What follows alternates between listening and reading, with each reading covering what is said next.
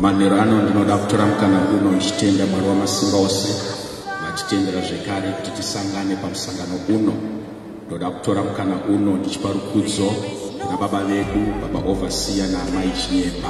Ndoda kupa rukudzo zvekare kuutungamiri hwose, our deputy chairman and members of the provincial committee. Ndinotenda Mwari nemusangano uno wegore ra 2021 which is our first conference. Mwari ngavatiwanire nyasha muzita ramambo Jesu. Amen. The theme of this conference is called Thriving in a Hostile Environment. Theme yedu iri kuti Thriving in a Hostile Environment. Iri kubva kubuku ya Genesis chapter 26 verse number 2 verse number 12. Inotaura ichiti Isaac planted crops in that land and in the same year reaped 100-fold because the Lord blessed him. Verse number 2, inoti the Lord appeared to Isaac and said, do not go down to Egypt, live in the land where I tell you to live. In Indicha center per scripture in Hebrews chapter 10 verse number 38, inoti but my righteous man will live by faith, and if he shrinks back, I will not be pleased with him. Maroma sikose aropafadze kuwerenga kwezwi ravo. Theme yedu iri namazwi maviri anokosha aripo. Rekutanga riri kuti thriving. Izwi rekuti thrive rinoreva to grow vigorously. Rechipiri riri kutaura pamusoro pe hostility of the environment. Hostile. Izwi rekuti hostile rinoreva kuti unfriendly. Saka ndimwe mutoo zviri kunzi growing in an unfriendly environment. Ndoda kutenda Mwari wamasimba ose kuti Mwari ndimwari vane rudo runoshamisa. Mwari ndimwari vane hanya nesu. Mwari havana kumbobvira vakaita pfungwa yekuparadza munhu. Mwari havana kumbobvira vakaita pfungwa yekuti munhu asabudirire. Mwari vanotaura kubhuku yaJeremiah vachiti, for the plan that I have for you is not to harm you but to prosper you. Urongwa hwaMwari pamusoro pemunhu urongwa hwekuti munhu ave anobudirira. Tikadzokera mubhaibheri soko raMwari kumashure, tine patinoverenga munhu atadzira Mwari, Adamu atadzira Mwari. Mwari havana kutuka munhu, but Mwari vanotuka ground. Ndokuti ground ivhu richarwisana newe munhu haana kutukwa naMwari. Kureva kuti mweya wehostility wakagara waiswa pane chiri panyika chinova ivhu. Pamberi apa tinoverenga bhaibheri soko raMwari, tinoona kuti Diabolos paakachikudza Mwari vakamudzinga kudenga pamwe chete ne1/3 of the angels. Ndobva awira pano pasi ane mission yaakauya nayo. Mission was to create a hostile environment. Ari kucreatewa hostile environment ndeupi? Ndeuyo akasikwa naMwari. Bhaibheri soko raMwari rataura richiti kuna vose vakamugamuchira akavapa simba rekuti vave vana vaMwari. Kureva kuti kana uchida kuzokunda every hostile environment, pane chinofanira kutanga chaitika mukati meupenyu hwemutendi, kugamuchira Jesu saishe namambo weupenyu hwako. Kune vose vagamuchira Jesu anobva avapa simba rekuti vave vana vaMwari. Chii chakuratidzika pano? Kana ndaana Jesu handichatya any environment, handichatya zvinovhundutsira, handichatya zvinotyisa, nemhaka yekuti wandinaye akakunda nyika nekunetsa kwayo. Glory be to God. Shout I believe wherever you are. When you read the Bible, the word of God says faith comes by hearing and hearing by the word of God. Kutenda kunouya nekunzwa shoko raMwari. Saka tinotenda kuti Kristu mwanakomana waMwari akauya kuzotisunungura nekutidzikinura kubva mumachallenges. Akauya kuzotisunungura nekutidzikinura kubva kurufu. Akauya kuzotipa upenyu usingaperi. Glory be to God. So tinowana upenyu usingaperi kubva kuna Jesu Kristu. tinowana upenyu usingaperi kubva kuna Ishe wemadzishe. Naizvozvo Bhaibheri robva rati, Christ in me, the hope of glory. Kristu ari mandiri, tariro yekubwinya. Kubwinya kwakutarisira, kubwinya takukutarisira. Ipo my environments are hostile, my environments are unfriendly. Asi kubwinya tinobwinya. Why? Because the just shall live by faith. Glory be to God. The just shall live by faith. The just shall live by faith. Vakarurama, vanorarama, nekutenda. Ko anokonzonzi the just how? About the just how? How are we justified? We are justified by Jesus Christ. Saka mutendi atina kuimbiswa kuti zvinhu zvese azvitirwisi. Takavimbiswa kuti wakarurama una madambudzo mazhinji. Asi Jehovah anomubuditsa muna bose. Asi Jehovah anomubuditsa muna bose. Environment must be unfriendly for us to witness miracles from God. Environment must be unfriendly for us to gain faith in the Lord. Whenever the environment is unfriendly, we are assured of our victory. We are assured of our success because there is victory in the blood of Jesus. The Bible says, vakakunda nekuda kweropa regwayana, vakakunda nekuda kwekupupura kwemiromo yavo. Atina chimwe chinotikundisa muma environments ari unfriendly. Tinokunda nekuda kweropa regwayana. Hakuna chimwe chinotikundisa muma environment ari unfriendly. Tinokunda nekuda kwekupupura kwemiromo yedu. Chicha tinopupura, tinopupura ukuru wa Mwari. Whatever that you are going through, chirikuitika kuti uone ukuru wa Mwari. Whatever environment that is surrounding you, yakakusurrounda kuti uone ukuru wa Mwari.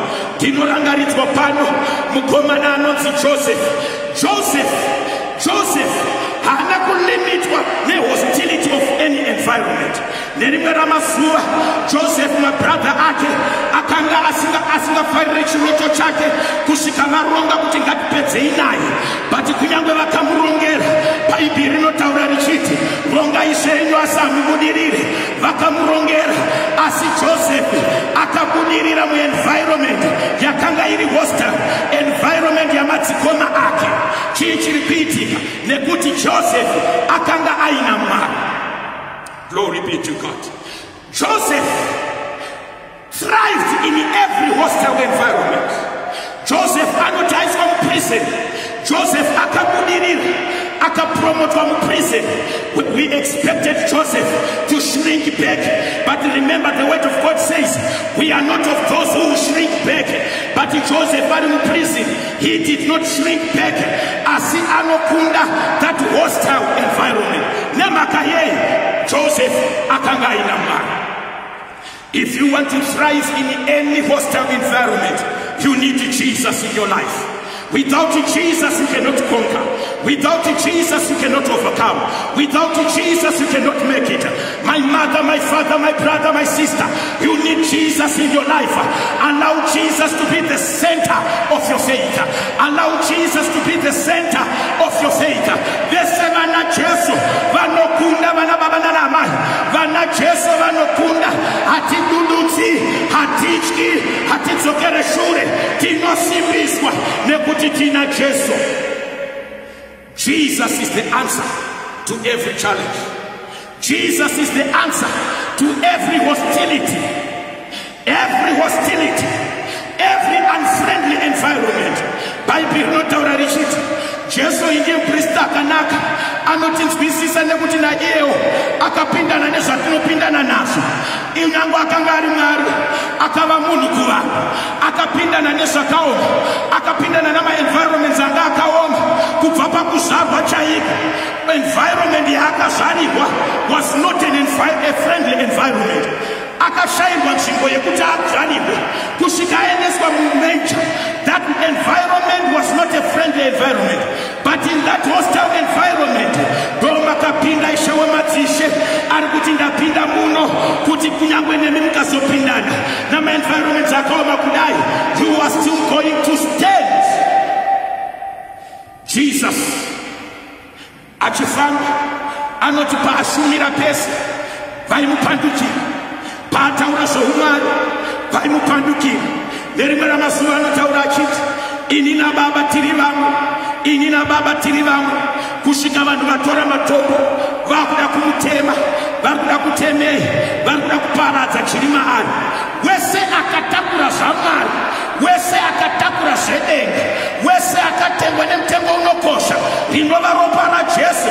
You are bound to go through hostile environments.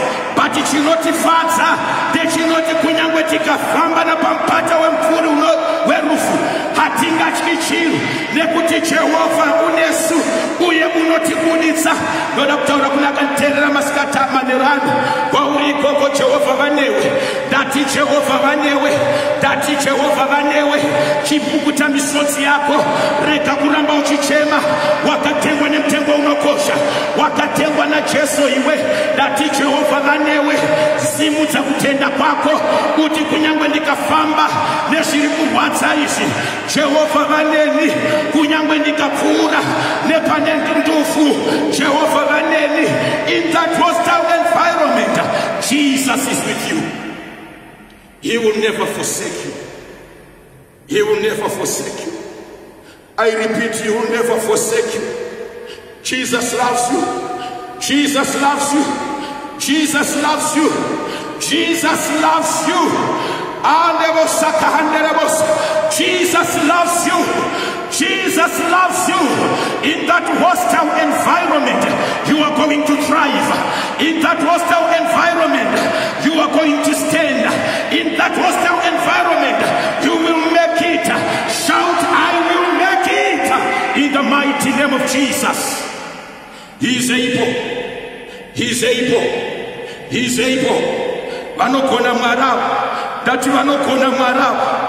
Isaac chakamupa kuenda kwaakaenda akanodyara ishoko raMwari rakanga ramutaurira kuti ndinenge ndiinewe. Isaac akachengetwa neshoko raMwari, naizvozvo ari kuti handiseze kudyara nekuti ndine shoko raMwari riri mandiri. Ndine shoko raMwari randakatakura. Kuna akanditeerera manerano, kune shoko raMwari riri kutipfuurira mberi neupenyu, riri kuti don't give up, riri kuti keep on keeping, riri kuti keep on moving, riri kuti ramba uchienda. Mwari vanewe. God is with you in this hostile environment. Mwari vanewe. Hatina matire ma environments edu kuti ave friendly. Mbeu kuti ionekwe kuti ine simba, inofanira kudyarwa muvhu. Kana yaiswa muvhu, ivhu mainodyarwa haisi environment iri friendly. Payakanga iri pashelf mushopu, yakanga iri pashelf, ndopakanga paine a friendly environment. But once yaiswa muvhu, yaiswa mu-environment iri hostile, chii chiri kuitika?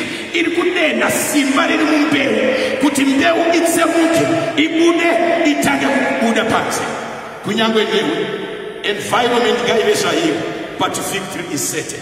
Bvunza Paul anokutaurira achiti, ngakurege kuva neunonitambudza, for I bear the marks of Jesus Christ. Let no one trouble me, for I bear the marks of Jesus Christ. Chii chiri kutaurwa naPaul ari kutaura achiti, since I received Jesus, the environment has never been friendly. I have received marks, I have been beaten, I have 29 lashes, but kunyangwe zvakadaro, I know my God is with me. I know my God is with me. Kunyangwe newe pauri papo, Mwari vanewe, Mwari vanewe, Mwari vanewe, Mwari vanewe, Mwari vanewe. Ndino declare nyasha dzekuti umire kunyangwe environment isiri kufadza. Ndino declare nyasha dzekuti urambe wakamira kunyangwe paine zvinoda kuduwisa pasi.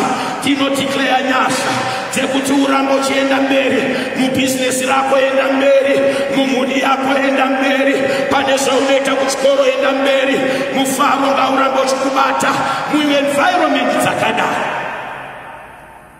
God is God. Mwari havalimitwe nekuda kwamaenvironments. Mwari havalimitwe nekuda kwezvakatipoteredza. Simba raMwari rinoonekwa patinenge taakuti we are weak. Muutera hwedu ndomunoonekwa simba raMwari. Maenvironments anocreata kuti tiite kunge taakupera, but ndinoda kuti uzvizive nhasi. You are about to see the power of God. You are about to see the power of God in such hostile environments. You shall see the power of God. Jesus Christ, when he died, he was buried. It was not a friendly environment. It was a hostile environment. But look what happened. Resurrection power. Simba rekumuka kuvakafa. Rakaburuka rikamumutsa. Ari environment isingaite. Anobuda nanasi tinotaura. Pamusoro pe the resurrected Jesus Christ. He is not dead. He is alive. Jesus is alive. Jesus is alive. He conquered death. He conquered death. He conquered the grave. Kanaka kuna izvezvi. Roma environment ari hostile. Newe unokunda. Dati newe unokunda. Dati newe unokunda. Nekuda kwa Jesu ari mauri. The just shall live by faith. Kupanas rarama nekutenda. Rarama nekutenda. Ukaona wakupindana nezvinorwadza, ita Jehovha une. David anotarisana na Goliath, anotenda kuna Mwari akamurwira pamuromo weshumba napamuromo webere. Anotenda kuna Mwari ane nhoroondo naMwari wake. Anoziva kuti my God is able and he will take care of me. Kunyangwe newe zvawakaitiwa naMwari zvikuru. Whatever that you are going through, Jesus is with you. May the Lord bless you. May the Lord bless you in the